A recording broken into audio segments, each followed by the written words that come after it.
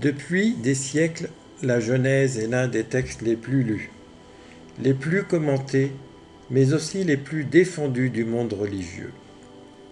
On l'a présenté comme le commencement de tout. Pour beaucoup, la Genèse est le récit sacré des origines. Mais lorsqu'on prend le temps de la lire attentivement, sans peur, sans automatisme religieux, sans répéter ce qu'on nous a toujours dit, des questions profondes apparaissent. Pourquoi la lumière est-elle créée avant le soleil? Comment peut-il y avoir un soir et un matin avant les astres qui marquent justement les jours? Pourquoi semble-t-il y avoir deux récits de création différents entre Genèse 1 et Genèse 2? Pourquoi Dieu place-t-il l'arbre interdit au milieu du jardin tout en sachant que l'homme pourrait y toucher? Adam et Ève pouvaient-ils être pleinement coupables avant même de connaître le bien et le mal? Le serpent a-t-il vraiment menti sur tout? D'où vient la femme de Caïn? Qui sont ces mystérieux fils de Dieu et ces Néphilim mentionnés avant le déluge? Pourquoi le déluge détruit-il aussi les enfants, les innocents et les animaux? Pourquoi Noé, présenté comme un homme juste, finit-il ivre et nu dans sa tente? Pourquoi Canaan est-il maudit pour une faute commise par son père? Pourquoi Jacob, qui trompe son frère et son père, reçoit-il pourtant la bénédiction? Ces questions dérangent. Elles dérangent parce qu'elles touchent au cœur même de la lecture religieuse. Mais poser ces questions, ce n'est pas insulter le texte. Ce n'est pas attaquer Dieu. Ce n'est pas manquer de respect aux croyants. Au contraire, lire profondément un texte sacré, c'est refuser la lecture superficielle.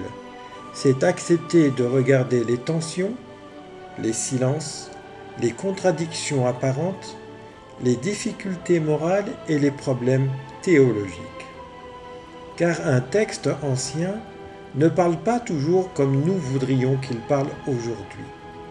Il ne répond pas forcément à nos questions modernes.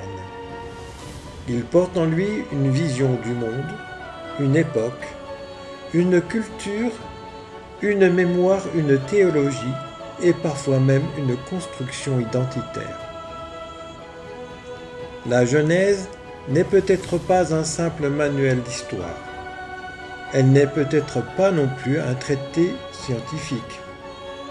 Elle est un texte ancien, puissant, complexe, symbolique, religieux, parfois troublant et parfois magnifique, parfois difficile à défendre lorsqu'on le lit de manière trop littérale.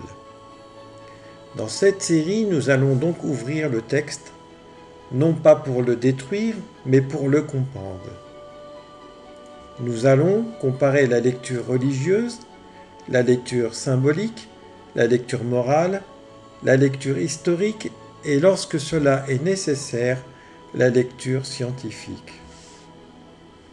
Nous allons voir où le texte est fort, où il est fragile, où il soulève des questions que beaucoup évitent, et où il oblige le lecteur à choisir entre une foi aveugle, une critique brutale ou une lecture plus profonde. Cette série s'appelle La Genèse sous analyse, les questions qu'on ne pose pas poser. Parce que parfois le vrai danger n'est pas de questionner un texte, le vrai danger c'est de croire qu'on l'a compris simplement parce que l'on l'a entendu toute sa vie. Alors reprenons depuis le commencement. Au commencement, Dieu créa le ciel et la terre, mais dès les premières lignes, une première question surgit. Comment la lumière peut-elle exister avant le soleil ?